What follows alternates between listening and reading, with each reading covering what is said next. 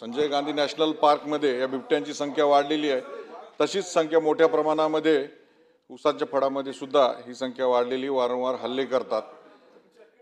आपल्याला विनंती आहे की ज्या पद्धतीनं नसबंदी कुत्र्यांची महानगरपालिका क्षेत्रात केल्या जाते त्या पद्धतीनं नसबंदी या बिबट्यांची केली जाईल का। एक दुसरा विषय, भटके कुत्रे जे आहेत हे वारंवार लोकांवरती हल्ले करतात।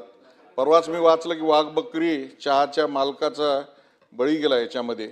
तर हे भटके कुत्रे जे आहेत हे खाद्य म्हणून या बिबट्यांसाठी आपण वापरणार का। डिपार्टमेंटची चर्चा सुरू आहे आपली।